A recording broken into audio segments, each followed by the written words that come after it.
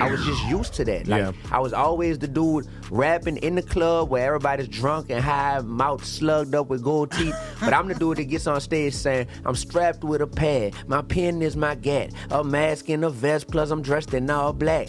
God by my side, so no man can harm me. This is the story of a one-man army. You know what I mean? And I'm always that dude that's proclaiming God and not cursing in my music and all this, but in those environments. Yeah. I'm in Bankhead at Club Crucial, you know what I mean? Oh, yeah. I'm not knowing that, there's probably a church down the street that I could do these same raps at. I didn't even come up that way, literally, bro.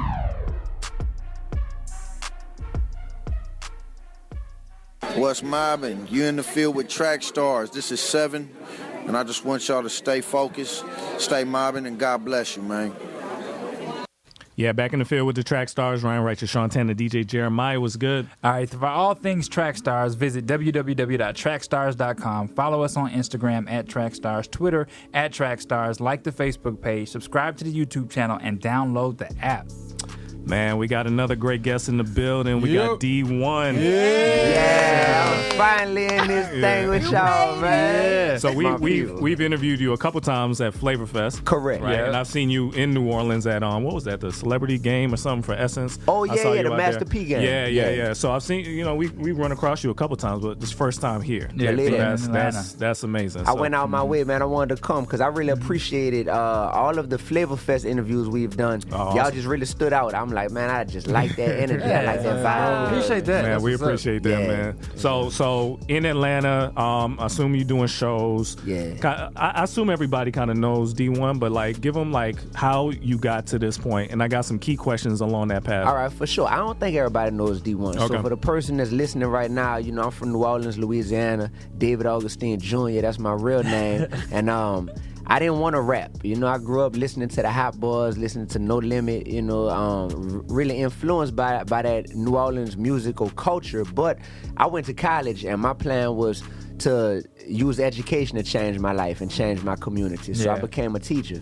I was a middle school math teacher in Baton Rouge, Louisiana. Oh, wow. And while doing that, that's when it hit me in the classroom as Mr. Augustine. That's when I was like, oh, man, my students, no matter how good of a teacher I am, they're more influenced by hip-hop culture and by rap music than they are by anything else at this point. I could clearly see it. Yeah. When one of my students walked in the classroom and had an MOB tattoo on his arm, and he a 6th grader, MOB tatted, and I made him stand up in front of the class, and I was like, cool, if you man enough to get that tat, tell everybody what it means. Go ahead on and say it. And literally, bro, he didn't know what it meant.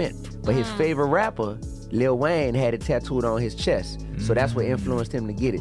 And that was the day I was like, oh, man.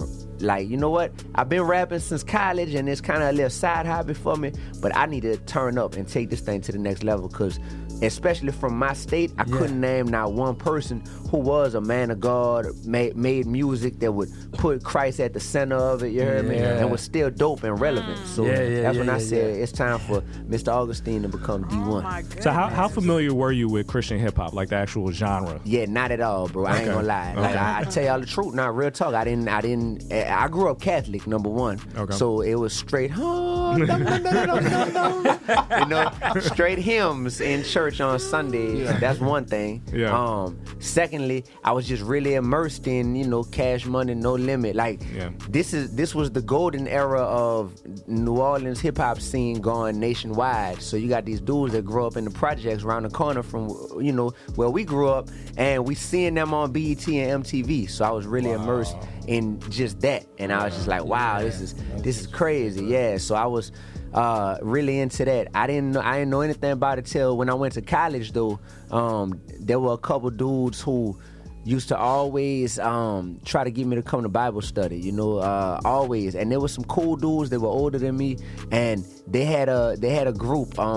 It was a Christian hip hop group called the Sanctified Syndicate. I remember that, and I just, in my head, I was curious. I was like, oh, what y'all like rap for God? Like, it was interesting to me, but I never dug in too deep into it. But I will give them dudes credit. Always got to shout out my man. His name is Corey Bayham. That's the first dude that I could say looked like me, seemed like a dude I could relate to, but there was unequivocally a man of God at a young age. You know what I mean?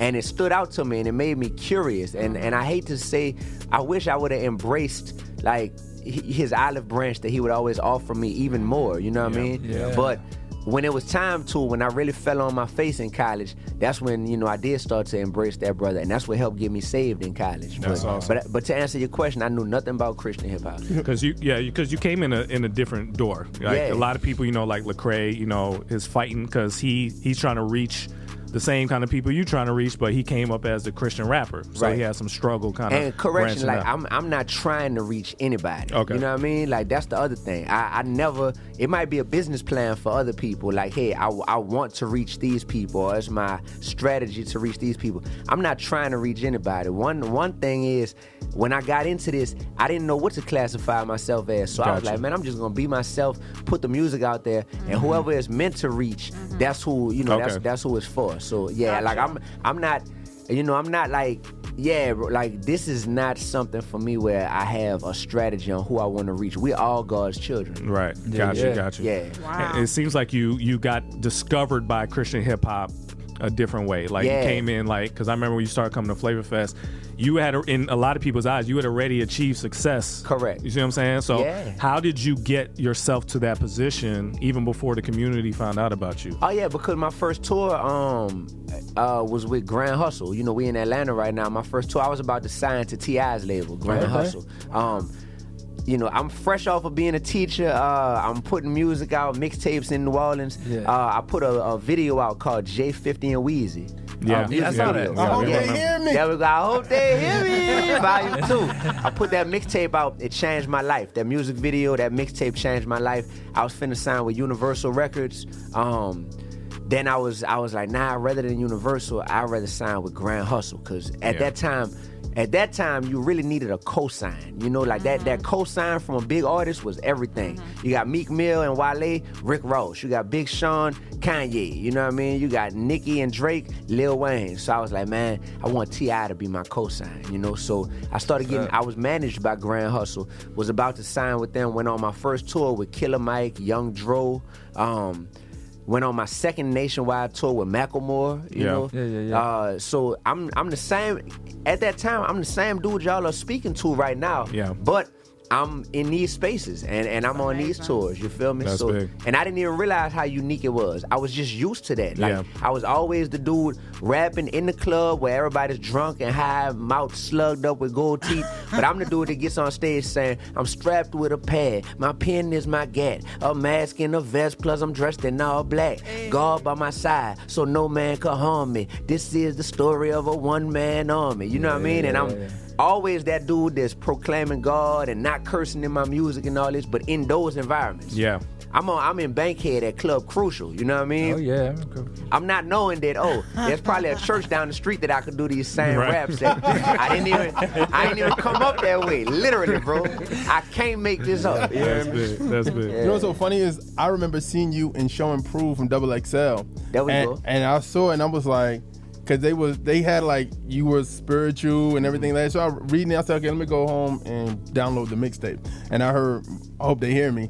And I was like, yo, this dude is dope. This is dope. And this is like, what year? It was like 2011, 2012. Yeah, and we started playing some stuff off that project. Especially y'all existed back then? Yes. Wow. We've been, no offense. We've been grinding since 08, 06, 07. Yeah, this is 12 years. That's dope, bro. Wow. Yeah. That's gangster. Yeah, so we were playing stuff off that project, the joint with Manny Fresh. Wow. The one that got away. Yeah. Yeah. Playing some stuff like that. And you had some other joints on there that I really love. Yeah. But I was just blown away, like just thinking about your journey, like going from that, even with T.I., to even going to RCA Inspirational. So how was that? And then before that, what happened was before that, me and Lecrae crossed paths, and I ended up going on tour with Lecrae. Oh wow! Yeah, with Lecrae and my man Propaganda. Yes, yeah. So that really was part of my introduction to. We did a song together. It's called Work. Yeah. And that was really my introduction to a lot of the Christian hip hop community. Yeah. I knew who Lecrae was because I was like, all right,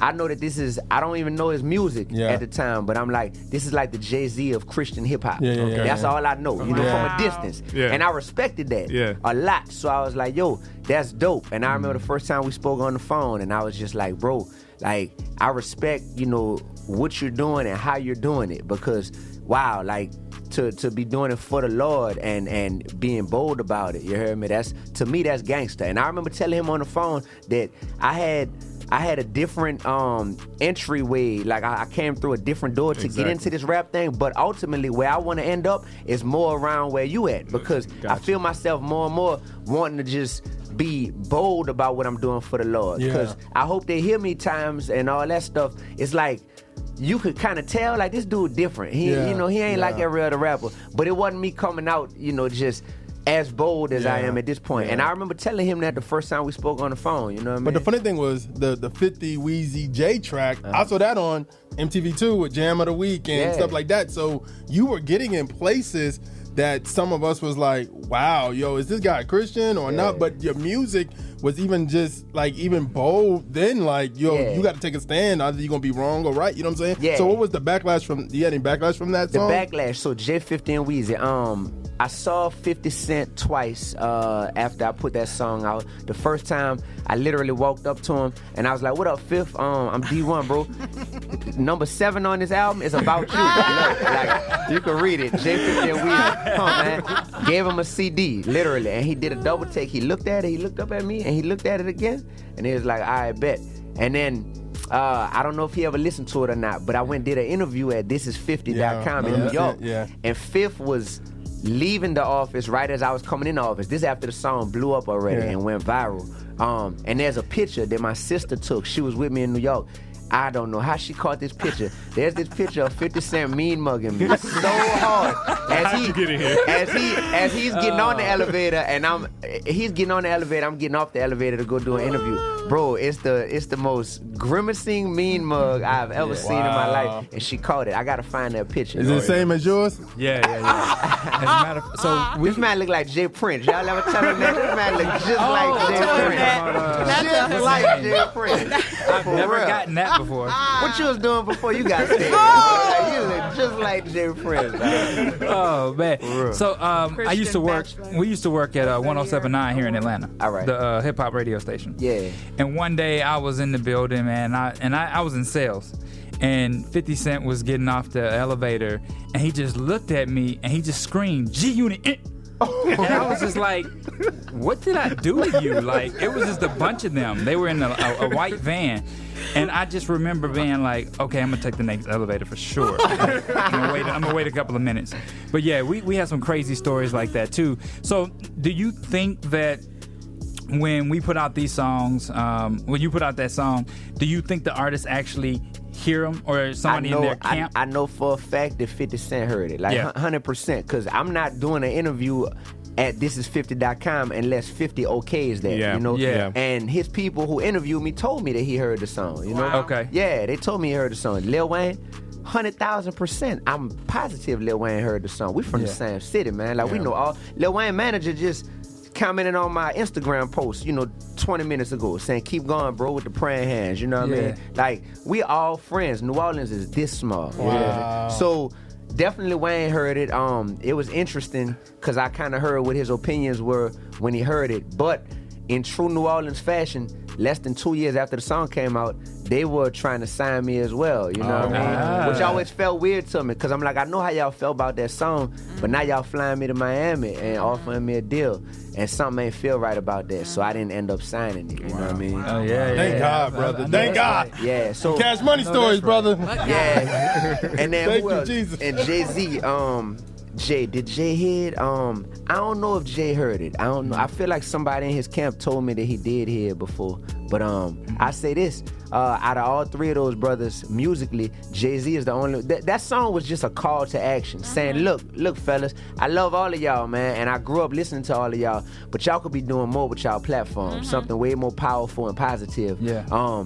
And none of y'all are living this lifestyle that y'all still like 50. Like, you're not out here getting people hit and whacked and all that. Maybe, 20 years ago, Wayne, come on. You know what I mean? Like, come on, dog. Like, straight up. And even Jay-Z with all of the, all the crack references and all that. We know you was doing that back then. But I was just saying, in present day, tell your fans about how you cleaned up your life and how they could try to clean up their life because they still in the dumps. You know what I mean? Seem like Jay listened. Yeah, Jay, 444. when Jay put 444 out, I was like, yo, whether or not I played a role in it with that song, whether or not I did, I'm happy to see the progress. Grown man rap right there. Yeah, that's it. So, yeah, man. Wow, that's interesting because even going even further in your career, then you had that situation with Wayne again, where you had like the mixtape joint. What was that about? Yeah, so I decided, I felt it on my heart to put a mixtape out called Separated at Birth. Because, look, man, I grew up listening to Lil Wayne. I could spit every Lil Wayne lyric probably pre-Carter 3, you know, to you.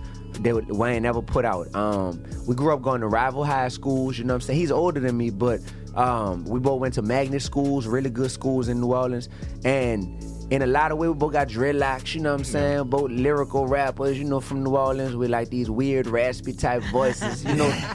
In a lot of ways, we feel like brothers, but I feel like we were brothers that were separated at birth and went down two different paths in terms of how we choosing to use our talent. I'm using mine for God. I'm using mine to be real, righteous, and relevant. Yeah. And Wayne, you know, you doing what you do. So I did a mixtape where I was spitting over all Lil Wayne's beats, but whatever he rapped about on that beat, I was rapping about the polar opposite, doing a 180, you know what I mean? Yeah. So you rap about the block is hot, I'm rapping about what's the solution to the block being so hot, you know what I mean? What can we do so many brothers in the hood don't have to sell dope, you know what I mean? You rapping about, I forgot, I had like 11 songs on that project, but whatever he rapped about, I rapped about the polar opposite. It was dope, it was real dope.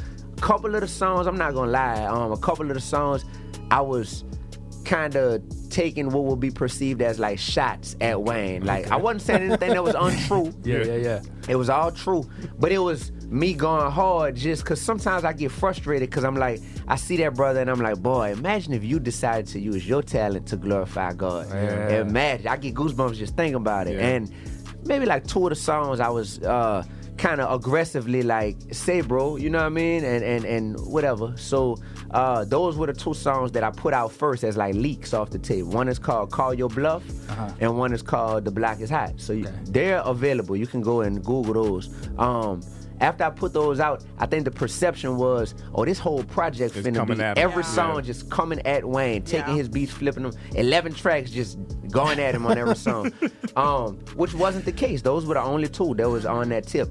But I was signed at the time to RCA. The night before the mixtape was supposed to come out, I get a phone call from the record label frantically saying, you can't put this mixtape out. I had been told the label I was gonna put a mixtape out, actually sent it to them like a month early, all that stuff. Then they called me saying I can't. I'm asking them why. They said people from Wayne's camp had reached out and pretty much, you know, said that they were threatening to sue depending on if I want to put this out over his beats and all. I'm like, he made a name off of rapping on other people's beats. They can't sue. Like, come on, man, stop panicking or whatever. But like, they saying all this and then they saying, you know, also, you know, you don't know who you playing with, your life might be in danger. And I'm like, hold on. The second they told me that, I was like, did they tell y'all this or y'all just saying this because y'all concerned about me? Because it's a big difference, you know? If they making threats, let me know that, you know, just because I walk these streets in New Orleans still, you know? Let me know that. But like I always tell people, my security is Jesus, you know what I mean? That's my security guard. So I wasn't worried at all, but I just wanted to know. Because chances are, if somebody was making threats, I probably know that person, you know? So I'm like, let me know, what's up? They didn't want to tell me. So, so long story short, man, I'm signed. It was a dream come true to sign with a major record label. I said, I don't want to mess this up, man. If I put this mixtape out against their wishes, they're going to shelf me. They're not going to want to put any of my music out, my own label. Because they were like, we do good business with Lil Wayne and with his people. RCA artists like Chris Brown and Lil Wayne collaborate a lot. So that showed me, dang, like, I'm not my label's main priority. They're like, no, you're part of a team and you're like not as high on the totem pole as some of these Chris Browns of the world. So they were more concerned about me just causing bad blood between RCA and YMCMB. So I decided, I prayed on it that night. I woke up the next morning and I didn't put the mixtape out, you know. And I say this, God, man, like, you know, Romans 8:28 is real because everything worked out. The buzz and the urban legend that has come from like, dang, what's on that Separated at Birth mixtape? On. That was probably a bigger The buzz hype, than yeah. what the tape itself would have gotten, hands down. Because there's not a show that I do in the United States of America where people don't come up to me at the meet and greet and say, "Say, bruh, can I hear the mixtape? Can I hear?"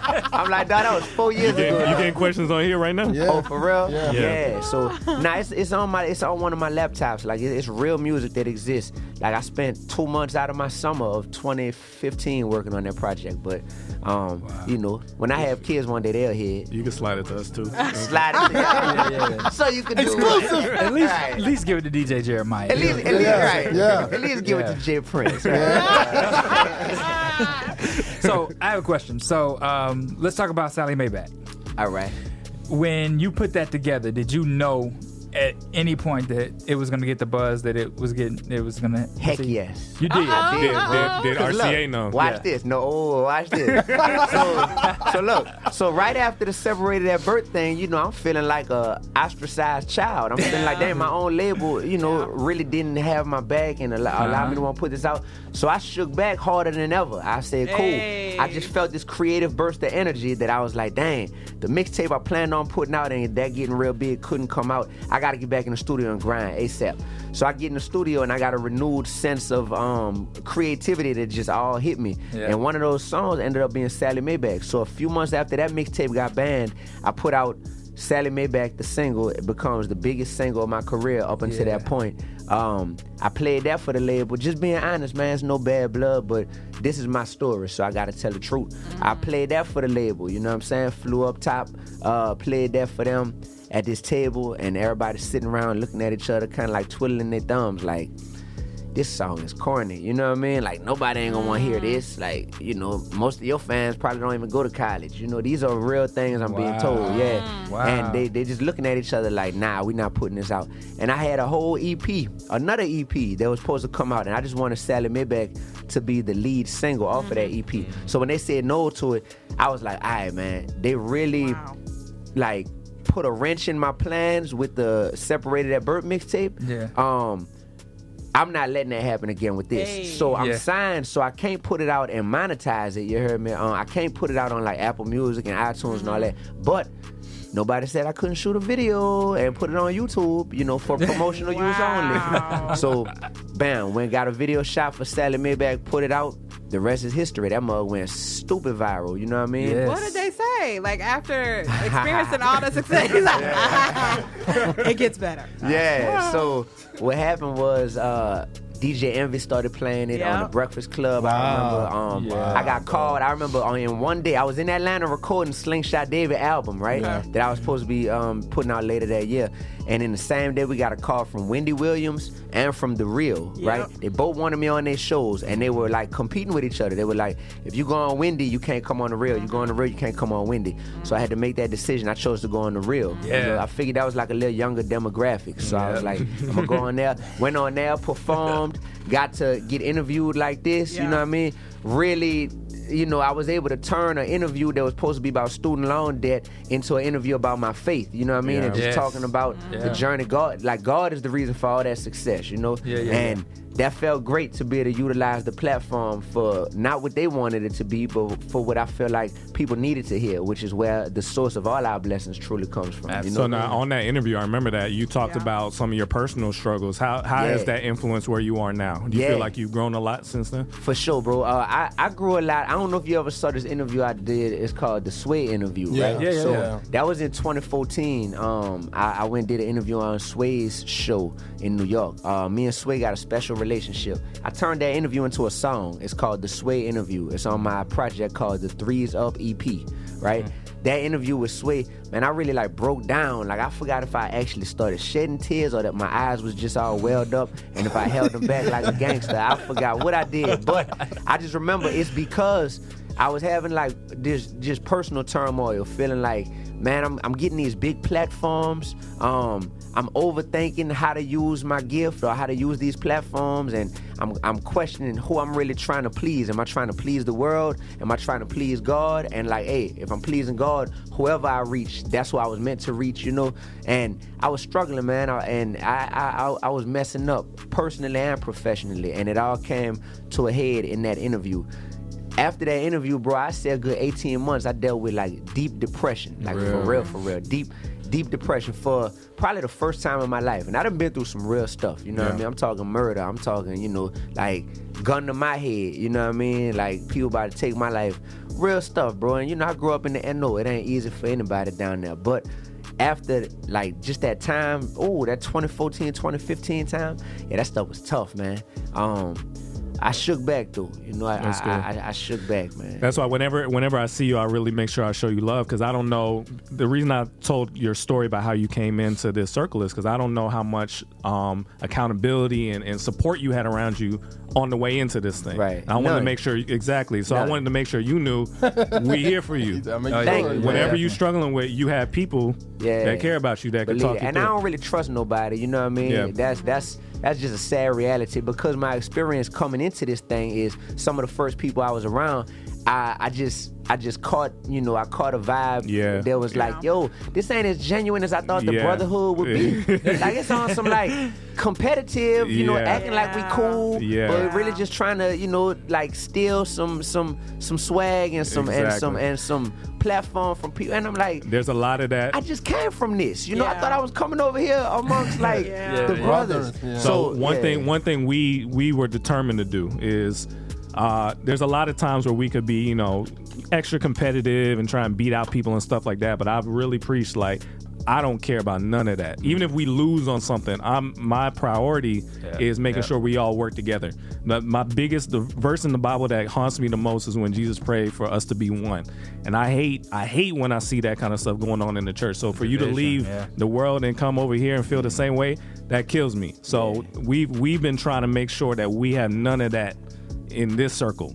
And trying to spread that to everybody else. So when I reach out to you, it's genuine. You know what I'm saying? Like, we really want you to feel like you could talk to people, because you're doing a lot of stuff in places a lot of people can't go. And you got to be able to say, look, yo, girl, I'm gonna call something out. You met a fan, right? And she was wearing some crazy. So we were looking like, oh man, how is he handling this? This is tough. You know what I'm saying? So for you to be in environments like that and not be able to call somebody and be like, talking about the video I put on my Instagram. Yes. Oh yeah. We were like praying for D, man. Like, yo, this girl is trying to give him everything. And for you not to be able to call and be like, yo, Sean. Right. You know what I'm saying? I mean, no offense to that young lady, but I wasn't, with her, I was just like, yo, I thought it was a catch too. I was like, yo, the way you dressed, and I was like, yo, what's up? And keep in mind, on Instagram, you can start recording something, but that don't mean you have to post it. So in my head, I'm thinking, as I'm recording this, let you say one thing out of line, I'm not posting this. But come to find out, she was genuinely a fan, and after I finished recording that video,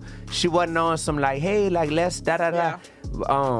And I was just like, dang, it's so interesting, man, that everybody has that light in them, you know, but a lot of times it's just very dim because of these layers of hurt and pain that they've been inundated with. But I appreciate when people can see the light in me and they can relate to it. No, it was perfect. Yeah, it was perfect. So that was cool. But you know, I'm here, man. It's 2019. I got my own label now, Mission Vision Music. It feels great. It feels great, man. It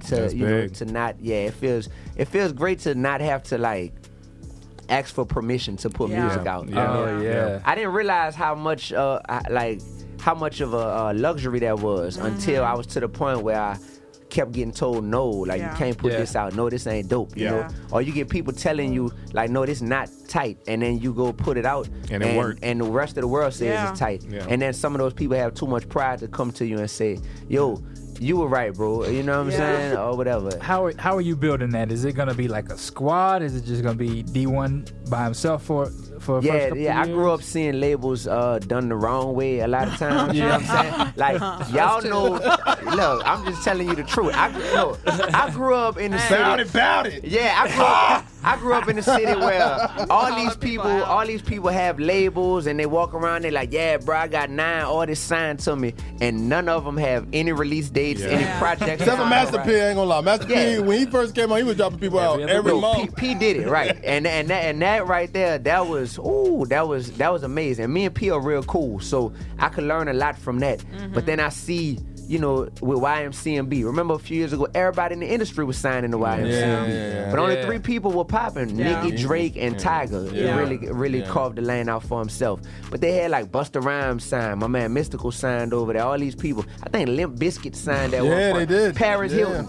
You know what I'm saying? Like, what? Oh my gosh. And I grew up seeing all this, and I was like, when I have a label, I never wanted to be to where I have people up under me who I'm not able to give the proper the proper push to. So with that being said, the first project off Mission Vision Music is gonna be my new album. It's called God and Girls. You heard me? Okay. Yeah, it's dropping real soon. Soon. So God and Girls gonna come out because that's what the world revolves around. Yeah. That's why that's the title. At the end of the day, this world revolves around God. People either trying to connect to their purpose or get closer to the Lord or come back to the Lord. Or if not God, it revolves around y'all. You hear me? It does, because a lot of this, the reason why we try to smell good and look good, it's for y'all, you know, whether or not we admit it. And I truly feel like, you know, it might be an unpopular opinion, but I truly feel like if more women showed that they were attracted to godly men, that a lot of the world's problems would end. Because men would be like, oh, word? Oh, that's how I gotta be? Yeah. Oh. I was gonna say, you got a conversation on that. Yeah, that's how I gotta be to get her? I bet. You know, my pastor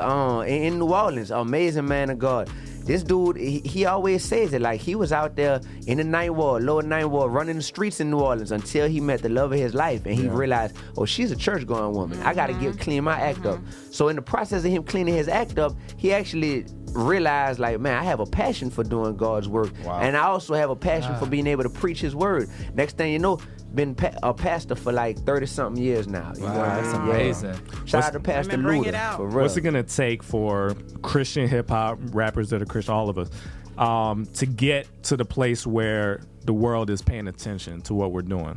You see what I'm saying? Because there's a lot of artists that their goal is to get to a level where people, it's not just churches that pay attention, it's anybody who likes music. Is there something that could be done better, something that could change? Where we at?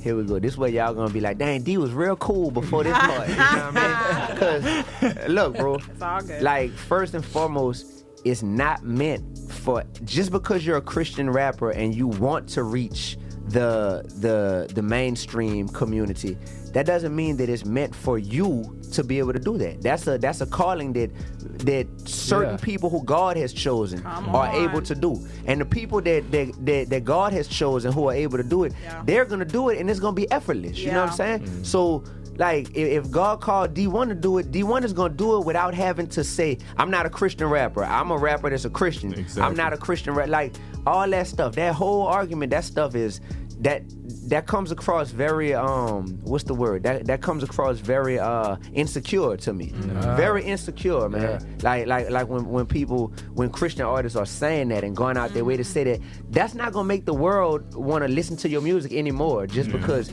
you said, hey, I'm not a Christian rapper anymore. You know what I mean? That is not. So I honestly feel like in order for the world to pay more attention to the Christian rap scene, I mean, people just need to be dope, and they need to be genuine and authentic. And if you're dope, you're genuine, you're authentic, like, people will. I wish I could show y'all pictures. I had a show in Louisville, Texas last night. It was at a church too, you know. I'm the dude that'll perform in the House of Blues one trip, but then the next trip I go perform in a church, you know. And it's dope to see that because people genuinely connect with who I am as an artist and as a man, you got people who, just by them walking, I'm like, boy, I know last time you been in a church was never. Like, I could tell, you know what I mean? I could tell who had my show last night, but they coming in there because they rocking with me, you know? And it's just because, look, man, I'm just being genuine, you know? And that's what people need to do, and you will reach who you were meant to reach, man. Amen. Like, all the other stuff, I don't know if for some people they feel like it's more money on that side, so it's like, yo, the ceiling is higher, so that's why I want to get over there. Or for some people it feels like, oh, this makes me feel cool. Imagine if hip-hop, like I told y'all might not like my viewpoints on this, but if hip-hop was like high school, you know what I mean? It feel like a lot of Christian artists who all of a sudden, you know, want to go out their way, like, and they got this whole business plan to all of a sudden become a mainstream artist. That feels like the person that wasn't at the table with the quote-unquote cool kids and who was looking at that table envious, like, man, I want to be over there so bad, you know? I do. What do I have to do to get over there, you know? But what you don't realize is, no, if you're a Christian, then you already the coolest thing on the yard. There you go. You already the coolest thing. You know what I mean? That's the problem in and of itself. So if anything, continue being cool, continue being yourself, and make that table start looking at you. Yes. You heard Be me? real, be righteous, be relevant. Come on, man. People like, what's your pastor? You gonna start a church? Am I gonna start a church? Man, Garden Girls album coming soon, man. Like, for real, like at this That point. tithes is $10. At this point, man, right. For the album. Right. Yeah, man, so that's my stance on that stuff, man. No, that's good. That's my That's good. stance on that stuff. Yeah. That's good. That's helpful. good. Life is short. Awesome. Yeah. I was just thinking it's just such a testament because wherever you were, whether you were on tour, you know, in mainstream or signed to inspirational, God's hand was on you. Yes. Even when you were told no, even when you were like, okay, this might be a wall, this might be an obstacle, like it was just evident that he blessed whatever you put your hand to. Oh, let me tell you. Oh, watch this. Look, so I'm on tour with Grand Hustle. You heard me? Young Dro, Killer Mike. This is my very first tour. So we get pulled over in, I think, Albuquerque, New Mexico. I heard this story for before. drugs, right? Not my drugs, but we get pulled over by customs or border patrol or something like that. And you know, I'm on a tour bus, I'm knocked out, I'm asleep. And border patrol comes on there and they tell everybody get off the bus, get off the bus. So you know, there was some illegal substances on there.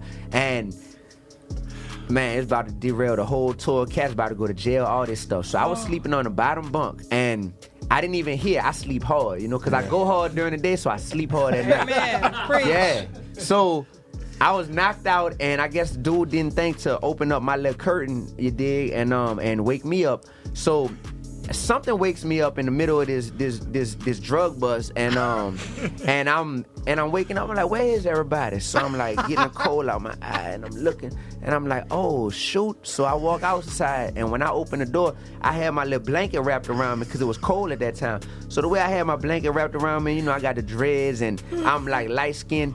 They said when I walked off the bus, all my homies that was on the tour, everybody on tour, they out there with their hands up. You got Border Patrol with the big old, you know, that big thing on them.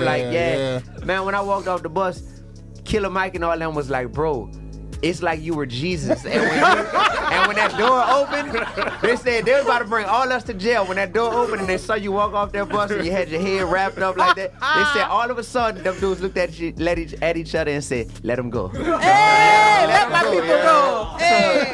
God had his hand. Yeah. God had it. Because I'm sure if I'd have got busted, that was my first ever tour. If I'd have got busted, if I'd have been, you know, Dee-1 is going to jail for drugs or something like that, sure that would have hindered a lot of my future plans, you know what I mean, that I had in the music industry. So You was a good one for getting off. I would have stayed asleep. Like, I don't know what's going on. Nah, we don't do that. You know, you gotta ride with your brother. You gotta go down together. Does Killer Mike thank you every time he see you? Man, Killer Mike is a real dude. So every time we see each other, and I ain't seen my dude in a few years now. I gotta catch up with him. But we always just have dope conversations about all that. He even on that tour, everybody played a different role, man. Young Dro, just crazy dude, man, real crazy dude. So he was the comedian on the tour. You had Pac Div, a group out of LA. Yeah. They were out there. They were just like the young, real energetic, you know, West Coast hipster type dudes, the cool kids on the tour. Yeah. You know, you had Killer Mike. He was really like the big brother of the tour. You know, always sitting up in the front of the tour bus with a black T-shirt on, some shorts, chilling, giving out game. You know what I mean? And I was just the dude that was thinking, boy, a couple months ago I had a 9-to-5. I was a teacher. I can't believe I'm on a tour bus right now. That was me the whole tour, just like a kid in the candy store. Just know that you got a whole crew praying for you, man. Trackstarz Universe pulling for you, man. So you're not by yourself. Believe that. You're not by yourself. Thank y'all, man. Like I said, it's 3 new singles that's out that I put out over the past couple months, all off the album. I got I Know God, that's out right now, streaming everywhere. I got Ready For You. That's like a song for you all, you know, for the women. It's like a mixture between Nice For What by Drake and Keep Your Head Up by Tupac. You know what I mean? Okay, cool. And then the third one is called People Don't Want That Real. That song is too real for some people to even listen to because it's saying people don't want that real. They just say that they do, you know, and what I talk about in that song, it really convicts people. But I'm putting myself on Front Street. I'm not pointing the finger at people. I'm putting myself on Front Street in that song. Big. So, That's big. Hey man, you down to spit? why not? I mean, sure. You know what I mean? Okay. I mean, because every time you've done something with us, you gave us some bars. Yeah. For real. Yeah. How we do it? We do acapella or we acapella do beat? I got a beat for you. If you want Whatever some, you want. Whatever you Okay. want. Yeah. Let me what you call it? Let me Acapulco? Yeah, Acapulco, right. Okay. Acapello, right. So I'ma do what you call it. I'm actually gonna spit a little snippet from I'm about to do a snippet from a real song, but then I'm just gonna come and do what I do. Yeah, go ahead. So look, this from people don't want that real, cause it's that all right, look. People don't want that real, they just say that they do. Nah, people don't want that real, and I'm one of them too. I'm so easily entertained by ratchet activity, violent negative imagery always seem to interest me. I tell myself no more music glorifying evil, selling drugs, womanizing, killing our people. Then I hear a song with a tight beat and can't deny it. The hook is catchy, so I subconsciously memorize it. Next thing you know, I'm reciting all the lyrics, and my day don't feel complete unless I hear it. Inviting darkness in my spirit. This can't be light. I'm craving what I'm supposed to be fighting. This can't be right. I must be blind to the effects. This can't be sight. Death is in the power of the tongue, and this can't be life. Be careful what you get involved with, because you can't support a cause but then hate the effects that it causes. Do I really want change? Am I really who I claim? When that final day comes, Lord, will you call my name? This just really on my brain. You heard me? That's a little snippet from the song. But check. Look.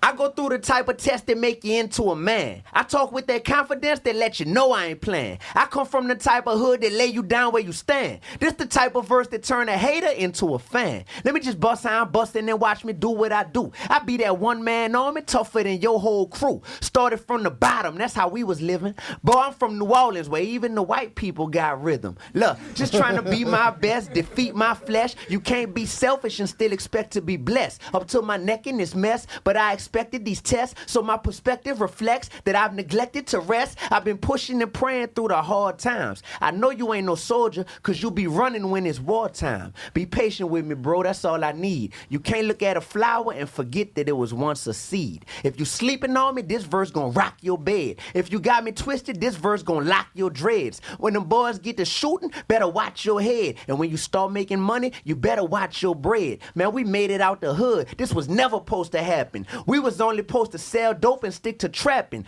Wife beaters bearing arms. I ain't talking fashion. Stereotyped, cause I was born with this black skin. I hate racism and I hate it with a passion. Less hate, more love. Addition by subtraction. Competition lacking. I'm laid back laughing. The big man's on top like an improper fraction. It's a miracle what we survived way back then. I ain't talking rap when I say Tech 9s, Mac 10s. I write rhymes that change lives with my black pen. Pop said never apologize for your passion. So I'm mashing the gas and I'm dashing the past. The haters, crabs, and cowards who did me bad. Quit relaxing. Yeah, I'm taxing, so put your cash in. Dee-1, the microphone assassin. Well, what? Woo! Yeah. That's what's up, man. Yes, sir. Once again, Dee-1 in the building. All right, man. Be real, be righteous, be relevant. You in the field with the track stars, Ryan Righteous, Sean Tanner, DJ Jeremiah. Let's go. You are listening to the Trackstarz. Hey guys, Miracle here. Thank you so much for watching that episode. Make sure you go below, like it, subscribe, click the bell, and make sure you follow us on all forms of our social media. Also, check out our website and be sure you spread the word. We'll see you next time. We know not what we doing. Screw that, they know, let them have it, do it. Okay, I'm erratic, prove it. Never mind, got a mind that'll wind up with me in a lineup behind bars with these bars. Okay, my time's up. Team Freedom. Yeah. We not through yet. All right. Trackstarz Music presents. Turn my volume up. Turn me off.